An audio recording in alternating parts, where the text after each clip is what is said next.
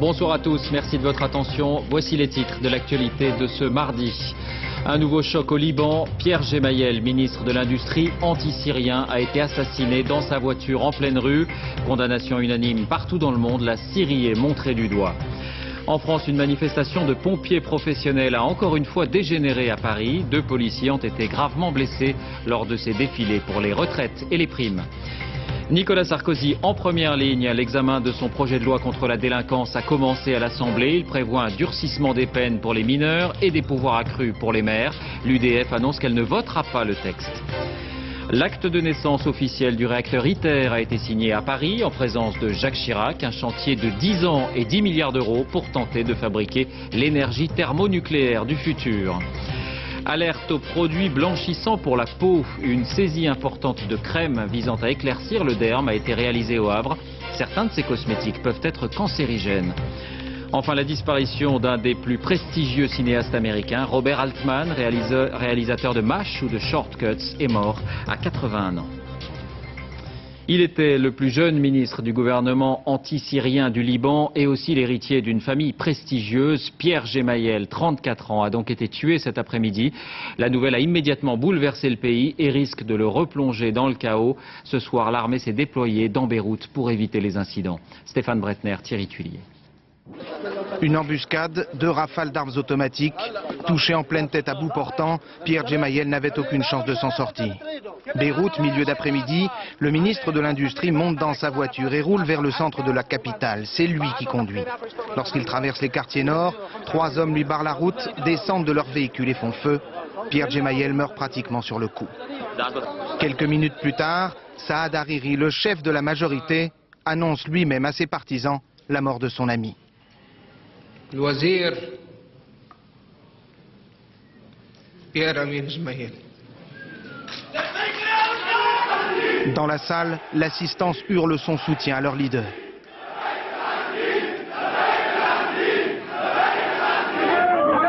Devant les urgences de l'hôpital où le corps de Pierre Gemayel repose, des cris de colère.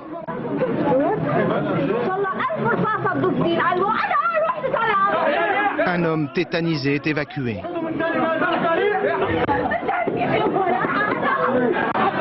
Au milieu de ces centaines de Libanais, la famille Gemayel, dont Amin le père, ancien président du Liban. Aujourd'hui, Pierre est mort en martyr de la nation. J'ai un vœu que cette nuit soit une nuit de prière. Ce soir, réfléchissons comment protéger ce pays loin de la violence et de la vengeance. Pierre Gemayel, 34 ans, est le 5e homme politique assassiné en moins de 2 ans. Dans un pays en pleine crise gouvernementale, l'affrontement entre anti- et pro-syriens atteint son paroxysme. Saad Hariri, dont le père a été assassiné en mars 2005, accuse ce soir sans détour le régime de Damas. Ça ne peut être que la Syrie. Ce régime, c'est un régime des assassins. C'est un régime qui a tué Rafik Hariri, qui a tué toutes les personnes qui luttaient pour la démocratie. Les Syriens ne veulent pas de la démocratie, ne veulent pas de la liberté. Il faut les frapper, ce régime. La Syrie a immédiatement condamné l'attentat et au Liban, les pro-syriens comme le président Laoud appellent à l'unité. Dans le pays du Cèdre, la famille Gemayel est une cible symbolique régulièrement touchée par les assassinats politiques. La première fois, c'était en 82. Bachir Gemayel, l'oncle du député assassiné, est tué dans un attentat à la bombe. Il venait d'être élu président. Ce soir, Beyrouth semble revivre les pires moments de son histoire. L'armée s'est même déployée dans les rues. Une réaction à noter qui tombe à l'instant, celle du Hezbollah chiite libanais qui voit dans cet assassinat un acte qui vise à pousser le Liban vers la guerre civile. Et puis à noter qu'un deuil national de 3 jours a été décrété. Les obsèques de Pierre Gemayel auront lieu mercredi. Bonsoir Loïc Delamornay, vous êtes notre envoyé spécial à Beyrouth. Dans quel contexte s'inscrit ce nouvel attentat ? Eh bien, vous l'avez vu, David, cet assassinat intervient alors que le pays traverse une très grave crise politique. Pour vous donner un exemple, rien que la semaine dernière, 6 ministres ont quitté le gouvernement. Alors, pour faire simple, il existe au Liban 2 clans qui traditionnellement s'opposent, les pros et les anti-syriens. Et en partie, cela remonte à ce 14 février 2005. L'assassinat, vous l'avez dit, de Rafik Hariri, alors Premier ministre. Ça avait été un véritable traumatisme dans le pays. Et depuis, une majorité de membres du gouvernement militaient pour la création d'un tribunal international avec l'aide de l'ONU pour trouver les responsables de cet assassinat. Et les conclusions de ce tribunal auraient pu ne pas être forcément très favorables pour le régime syrien. Alors Pierre Gemayel était de ces membres du gouvernement qui étaient très anti-syriens déclarés. Sa voix va très certainement manquer dans les jours à venir, dans les semaines à venir où des votes importants devaient avoir lieu.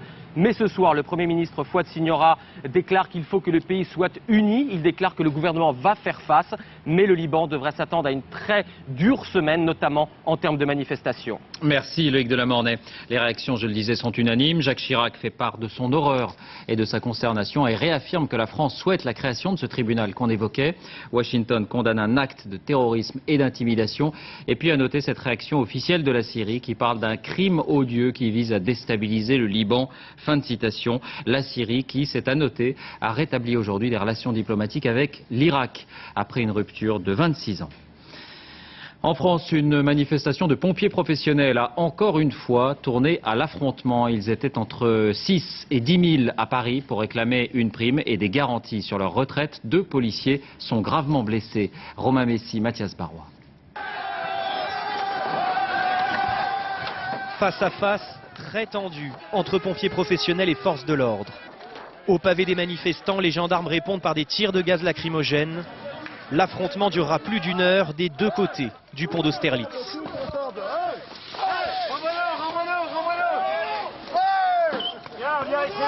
Regardez, ils tirent sur des pompiers, qu'est-ce qu'on fait? Nous on vient défendre un petit peu notre cause, mais on se fait tirer dessus, vous trouvez ça normal? Tirer sur des gens qui sauvent des vies et qui risquent leur vie pour les gens, non, c'est pas normal. Mais certains pompiers, eux aussi, n'ont pas hésité à faire usage de la violence. Ils sont entre 6 et 10 000 venus manifester à Paris pour réclamer, disent-ils, une retraite décente et être classés comme métier à risque.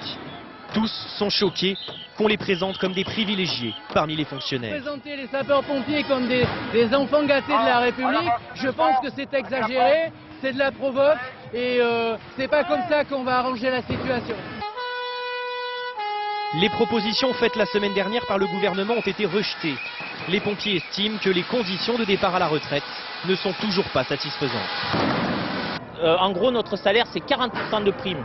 Cela veut dire qu'à la retraite, je toucherai que 60% de mon salaire. Et sur ces 60%, on m'en donnera que 75%. On veut partir avec une retraite décente dès 55 ans parce qu'on la paye. Ce soir, les affrontements continuent. Cours de Vincennes à Paris, les forces de l'ordre ont repoussé au canon à eau des groupes de pompiers qui tentaient d'envahir le boulevard périphérique. Le périphérique qui a finalement été bloqué, manifestation mouvementée aussi à Toulouse où les pompiers ont répandu de la neige carbonique sur la chaussée.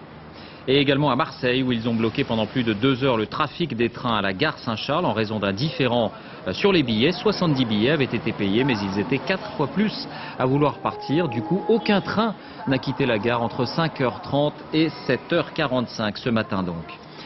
La bataille est lancée à l'Assemblée nationale où le projet de loi de Nicolas Sarkozy sur la délinquance est examiné depuis le milieu de l'après-midi. C'est l'un des derniers textes majeurs de la législature. Les députés socialistes ont décrété une mobilisation générale et au sein même de l'UMP, des parlementaires sont divisés. Alexandre Cara, Vincent Bouffartigue. À quelques mois de la présidentielle, ce n'est sans doute pas tout à fait un hasard si la question de la délinquance revient sur le devant de la scène. Et sans surprise, les arguments sont musclés. Si on excuse la violence aujourd'hui, il faut hélas s'attendre à la barbarie demain. Il faut y mettre un terme et borner cette violence sans limite. Pour cela, ce nouveau texte prévoit un durcissement des sanctions pour les mineurs et les multirécidivistes, avec notamment la présentation immédiate devant la justice des jeunes délinquants. En revanche, sur les peines planchées, autrement dit les peines minimales, Nicolas Sarkozy a dû reculer devant l'opposition de Dominique de Villepin, suscitant un vif débat au sein de la majorité. Moi j'aurais aimé que nous allions plus loin évidemment en instaurant ce qu'on appelle des peines planchées, des peines minimales, parce que c'est un message politique très fort. C'est un sujet trop sérieux et trop important pour qu'on se laisse aller à une forme de suivisme, pour pas dire de démagogie. À la suite des événements des dernières semaines, le gouvernement a ajouté un amendement pour durcir les peines pour embuscade contre les forces de l'ordre. À gauche, les socialistes attaquent peu le texte, mais beaucoup Nicolas Sarkozy. Moi j'aurais tendance à dire tolérance zéro pour le triste bilan de Nicolas Sarkozy. Depuis 2002, ce qu'a fait M. Sarkozy n'a pas marché, puisque ça fait 4 années maintenant qu'il est ministre de l'Intérieur et la délinquance juvénile ne cesse d'augmenter. L'examen du texte se prolongera un peu plus d'une semaine, le temps pour la majorité de se réconcilier d'abord avec elle-même. Par ailleurs, les maires seront au centre du nouveau dispositif. Le texte leur donne en quelque sorte un pouvoir de coordination et d'admonestation aussi. Certains élus ont pris les devants et reçoivent déjà des familles de jeunes délinquants. Franck Genozo, Valérie Lucas. Bureau du maire de Beauvais. À l'ordre du jour, le cas d'un adolescent difficile. Ce jeune a été pris en flagrant délit le 16 octobre dernier sur la ligne Beauvais à Bancourt. Il a donc actionné le signal d'alarme sans motif. Autour de la table, les représentants de la ville, des transports en commun et de la police municipale. Dans cette formation-là... Il a 16 ans. Donc il est encore au lycée? Il est encore au lycée, oui. Les policiers le connaissent bien, l'élu décide d'intervenir. D'accord. On va essayer de convoquer les parents avec lui. La convocation sera remise en main propre par les policiers. Dans quelques jours, la famille fera l'objet d'un rappel à l'ordre solennel, ici même, en présence de tous les intervenants. Une idée que la loi Sarkozy veut généraliser. Ici, 2 adolescents sur 3 ne recommenceraient pas. Ça fait un peu jury quand même, toutes ces personnes autour de la table. Ah, c'est pas un jury comme on l'entend dire dans d'autres lieux, mais je crois que c'est une réunion qui se veut impressionnante. Et pour qu'à la suite de cette réunion, le jeune n'ait pas envie de recommencer. Autre ville, Sarcelles, en région parisienne. Autre méthode. Non. Ben, t'as bien été exclu parce que tu t'es battu. Chaque année, le maire reçoit une cinquantaine de familles pour des bagarres ou des absences répétées à l'école. L'éducation de mon fils, monsieur le maire, c'est moi qui dois le faire. J'ai pas de casier, mes enfants ne connaissent pas la police, on ne connaît pas de... Madame, qu'il n'y ait pas d'ambiguïté, personne n'est là pour vous faire la morale, personne ne vous dire que vous avez des problèmes, je suis juste là pour vous informer. Ça arrive à l'école, c'est un enfant de 12 ans. Mais bien sûr, mais je dis pas que c'est grave, madame. Je dis pas que c'est grave. Je préfère, moi, vous alerter plutôt que de laisser les choses déraper. Aujourd'hui, en 2 mois, il a été puni 2 fois au collège parce qu'il se battait. Tous les enfants, c'est pas comme tous les enfants, comme certains enfants. Vous avez peut-être intérêt à lui parler, à savoir ce qui se passe, et peut-être... Pour lui, pas question de faire la morale à ses concitoyens. Et qu'il est tendu. On est là pour se parler, pour s'aider. Si demain, la loi change mon rôle et que lorsque je les convoque, je fais un rappel à la loi, donc je commence à être dans le dispositif répressif et judiciaire, ça change complètement le rapport du citoyen à son élu. Mais la loi ne prévoit pas de rendre le rappel à l'ordre obligatoire. François Pupponi pourra donc continuer à privilégier un rapport de confiance avec ses administrés.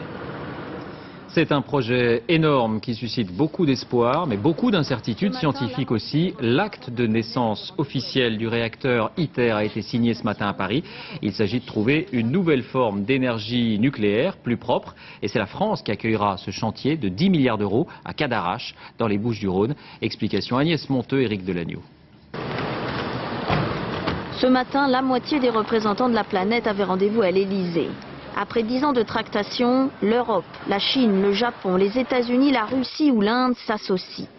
Leur ambition, grâce à la création du réacteur expérimental ITER, maîtriser l'énergie du futur devant l'épuisement des ressources fossiles. L'humanité aura consommé en 200 ans l'essentiel des ressources fossiles accumulées pendant des centaines de millions d'années.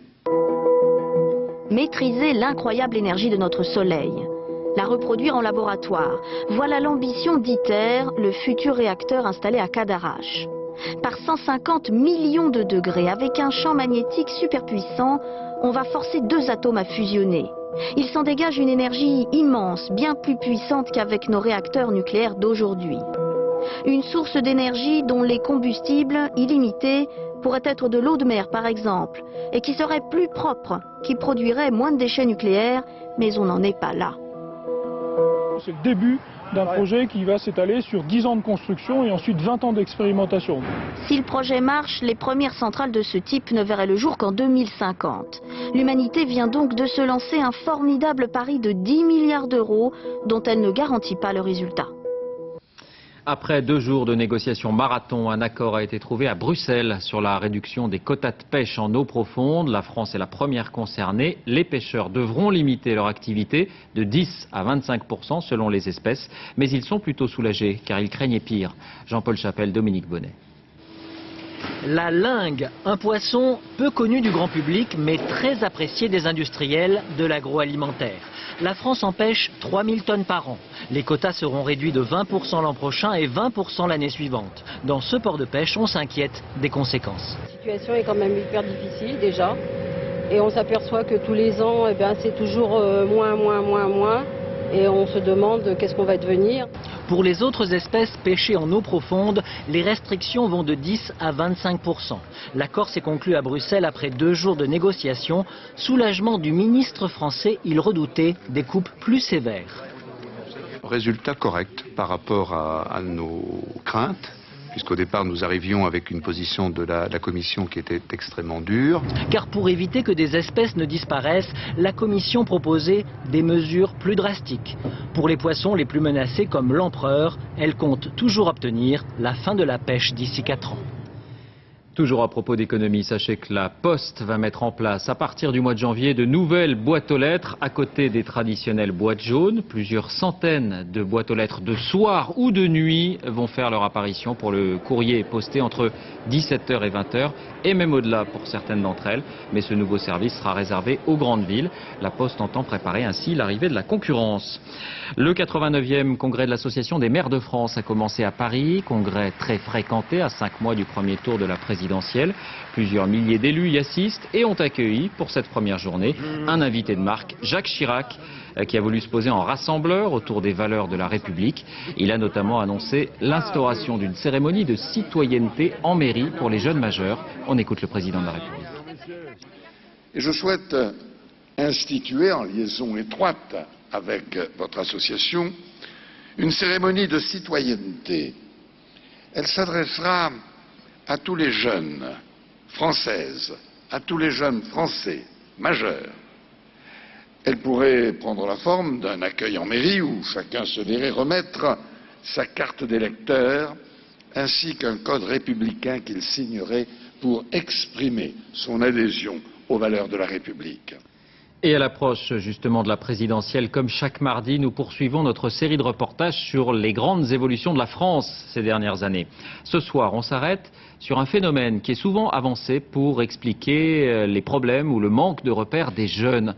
Le nombre croissant de familles monoparentales, c'est-à-dire dans la plupart des cas, ces mères qui élèvent seules leurs enfants.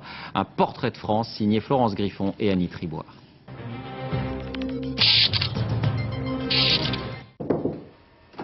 Petit cœur de maman, il faut se lever. Non. Pour cette maman, il faut se lever, mon bébé. Le bonheur du matin, c'est d'abord un petit câlin. Allez, petit cœur, on se lève. Divorcée, Eliane a élevé seule 4 filles de 2 pères différents. Oh, elle était fatiguée, ce bébé d'amour là. Oh. Léna, 9 ans, est la dernière. En cuisine, Lorraine, la deuxième, s'active. La troisième est absente, l'aînée vit à Paris. Bon alors, mon café s'il te plaît. Ouais, il est chaud, tu crois? Même si elles se croisent souvent, ici, les filles donnent le coup de main. Ça n'a pas toujours été le cas. C'est vrai que quand il faut assumer et le rôle de père, et le rôle de mère, et le rôle de gendarme, et le rôle de tout, c'est des fois, moi, je me suis sentie usée, fatiguée. C'est normal. Des fois, ça a été très dur. Il y a eu des moments où j'ai envie de lâcher. Hein. Mais bon. Puis des fois, on se mettait tous contre elle. Oui. Ça, c'est bien. On va aller prendre du pain. Eliane est employée à la Poste près de Nantes. Avec les allocations familiales, elle gagne 1 400 € par mois, mais ne touche aucune pension alimentaire. Son premier mari est décédé, l'autre ne paye pas.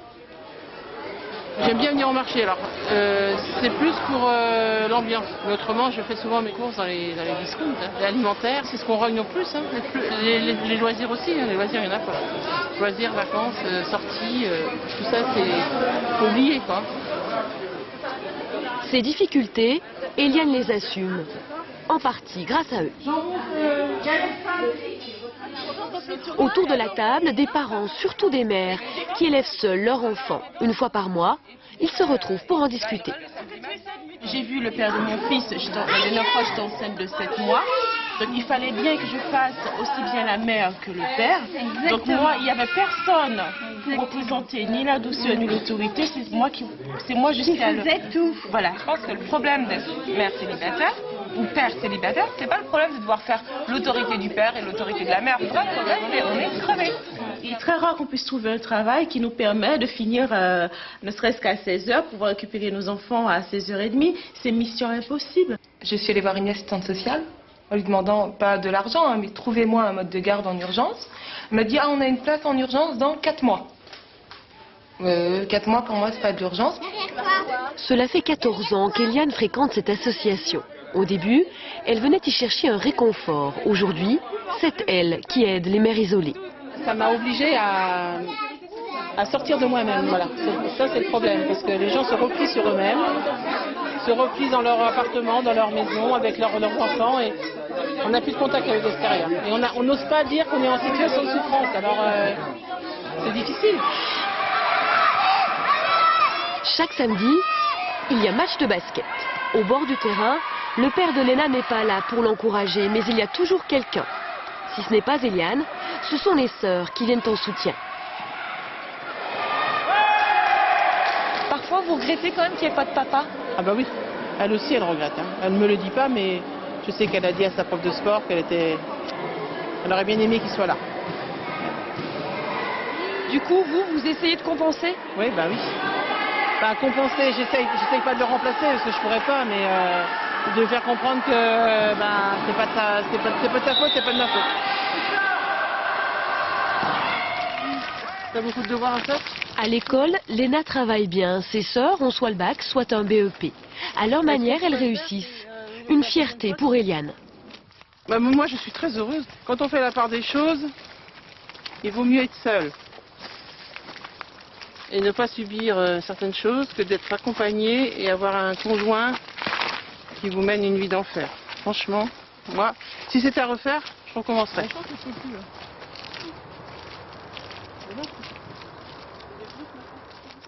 La contre-attaque de Georges Frêche, le président socialiste de la région Languedoc-Roussillon, avait provoqué un tollé avec ses propos controversés sur le nombre de noirs et de blancs au sein de l'équipe de France de football. Aujourd'hui, la plupart des élus socialistes de la région l'ont soutenu publiquement, ainsi que des élus UMP de l'agglomération de Montpellier.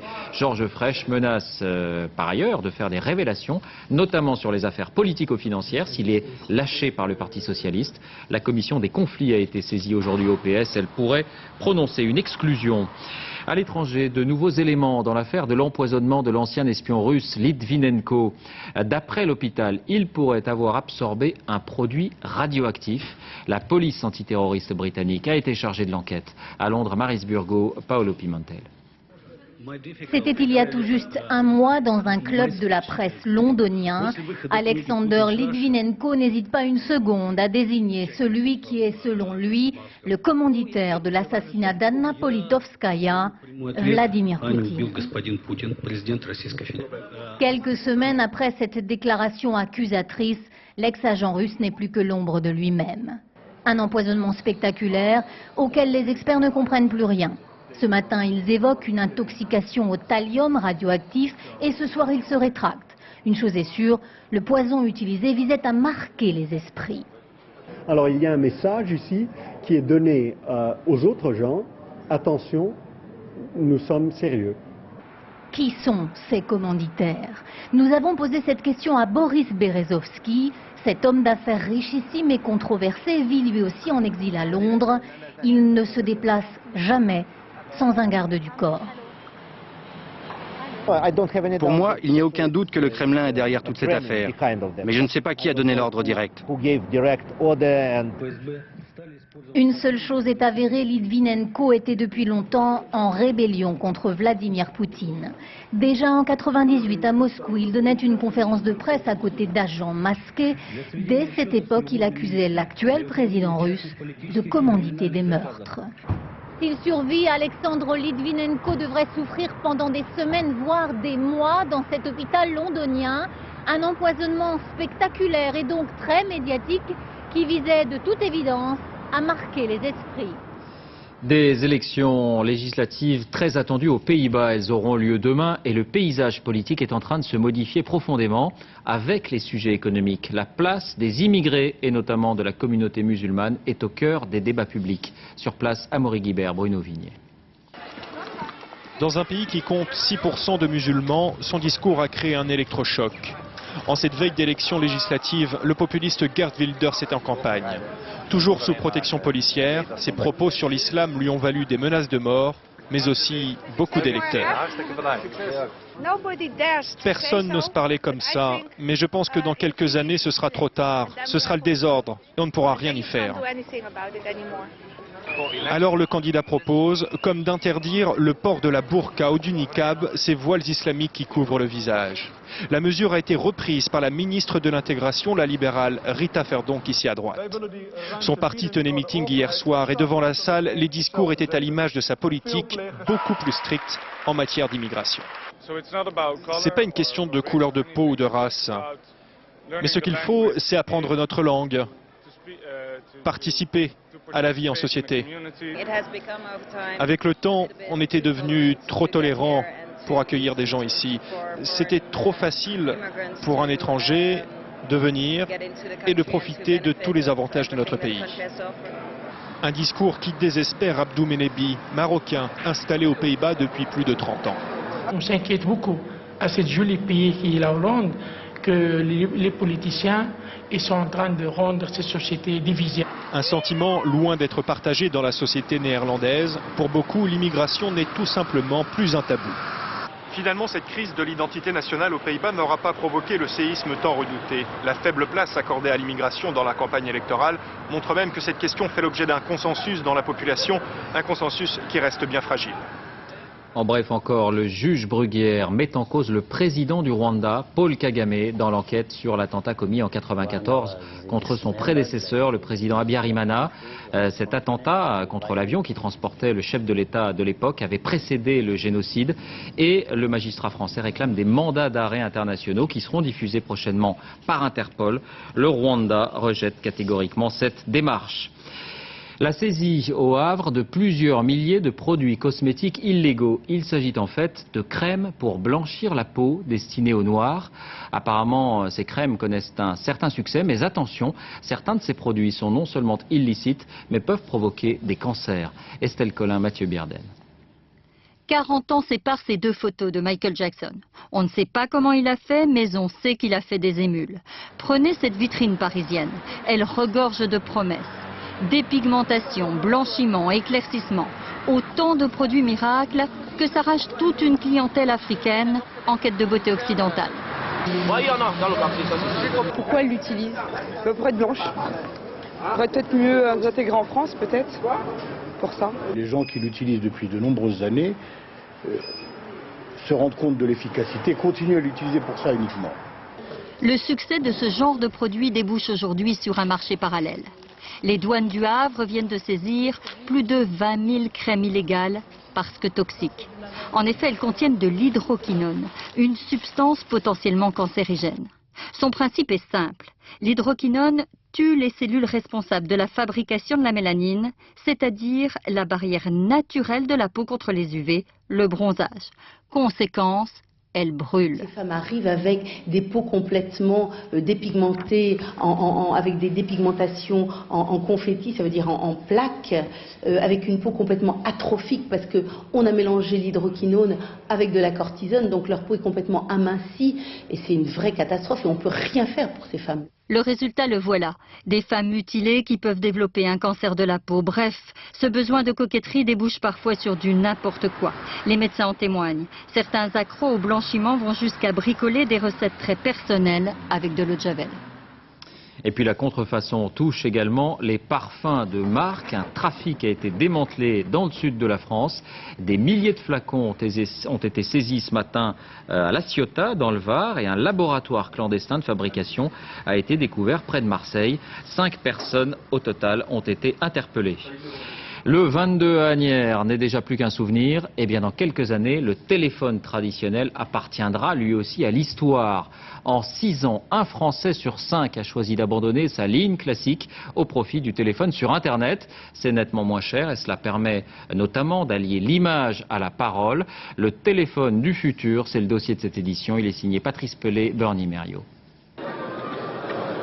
Allô, oui. La révolution Internet, c'est ça. Un téléphone avec l'image et le son. Ce produit est déjà en vente. Il montre la direction du téléphone qui avance à grands pas. Celui de la DSL, c'est-à-dire de l'Internet haut débit qui partout va régner en maître. On peut équiper avec ces technologies à la fois l'entreprise, mais aussi le particulier qui peut bénéficier d'une telle solution de vidéotéléphonie. 1960, ça sonne à la maison. Mais le système dit analogique ne permet de relier que 2 interlocuteurs à la fois. Tout un réseau est dédié à 2 personnes, voilà pourquoi le prix de la communication est élevé. Dans le protocole Internet, c'est une multitude de contacts qui se mélangent. On peut toucher des millions de personnes à la même seconde. Le prix de la connexion est partagé entre tous ceux qui utilisent le réseau. C'est donc moins cher. Alors les Français abandonnent l'ancien téléphone pour celui sur Internet. Allô, ça va bien? Pour rentrer dans le réseau mondial, il faut ceci. Une boîte, une box. Elle fait partie du contrat que l'on passe avec son opérateur. Prix moyen, appel illimité, 30 €. Aujourd'hui, les nouveaux opérateurs proposent justement de ne plus avoir d'abonnement et d'avoir des consommations gratuites téléphone, consommation Internet illimitée. Je trouvais que le package était fort intéressant. 11 millions de Français ont déjà choisi le téléphone sur Internet. 40% de croissance par an. Des prix de communication 3 à 4 fois moins chers. Chez ce fournisseur d'accès, on explique d'une façon simple cette grande transformation. En France, on avait l'habitude jusqu'à présent de payer les communications téléphoniques de plus en plus chères. Plus on appelait loin, plus on parlait longtemps. Ces 2 mythes, ils ont volé en éclats. Et aujourd'hui, avec les solutions des box, vous pouvez appeler longtemps, vous pouvez appeler loin. Il n'y a plus à réfléchir sur où j'appelle et combien de temps j'appelle. J'ai ici mes 2 téléphones classiques. Je ne vais pas m'en servir. Je vais passer un appel maintenant à partir de Skype. Il suffit de cliquer sur l'icône Skype. C'est une autre façon de communiquer sur Internet. Avec son ordinateur, on peut aujourd'hui téléphoner n'importe où dans le monde. Là encore, la facture est réduite.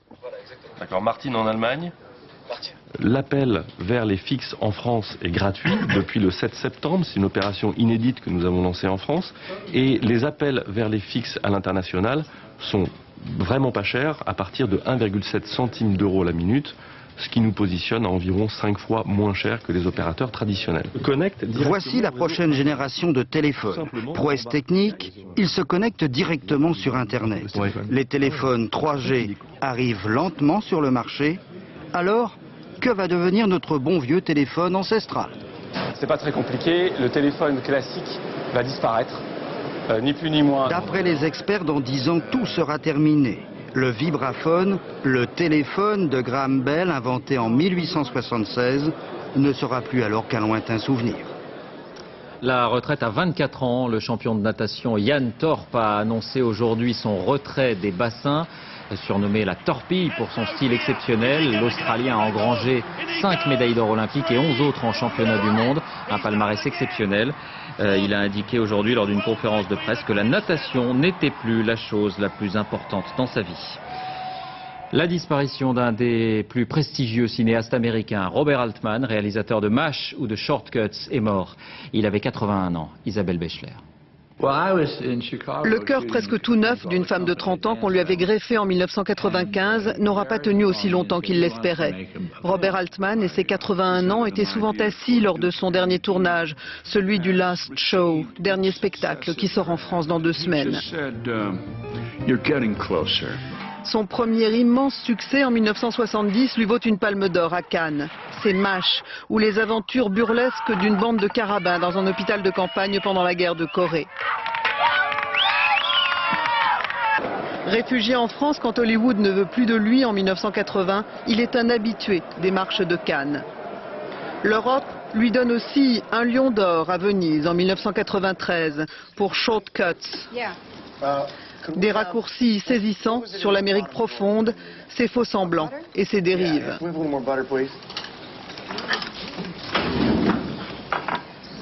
Un Oscar honorifique viendra couronner l'ensemble de sa carrière au printemps dernier seulement. Une œuvre très prolifique de 37 scénarios, 86 films ou téléfilms et 39 productions. Bob Altman, un progressiste à l'œil très acerbe jusqu'à son dernier souffle et qui a toujours critiqué l'Amérique des Bush, père et fils.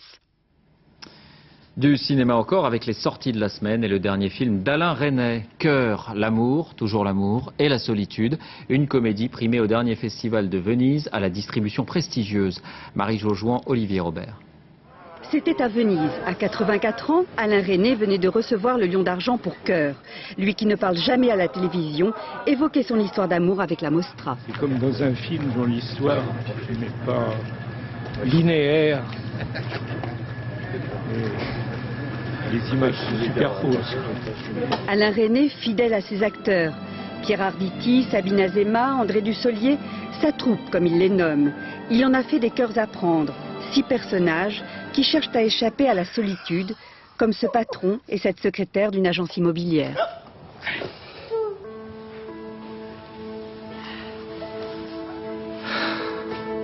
Vous savez que vous avez un rire ravissant, Charlotte. Moi? Oui. Quand vous riez, vous devriez rire plus souvent. Si vous le dites. Je pense que ce sont des personnes qui ont une vie assez banale. Et puis qui essayent de rencontrer l'autre, d'aller vers l'autre et qui n'y arrivent pas vraiment. Oui.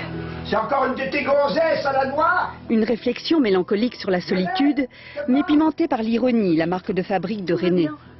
Elle a un beau cul, j'espère. Hein? L'accumulation de ces frustrations de tous les personnages fait sourire et rire. C'est-à-dire qu'on les regarde, ou ils nous les montrent aussi, toujours avec le sourire aux lèvres, et en même temps avec méfiance, parce qu'ils les regardent de près. Nous attendions 3 vraies pièces, dans l'espoir de meilleurs événements. Quoi? Non. Faut que Dan puisse faire sa sieste l'après-midi, comme son père.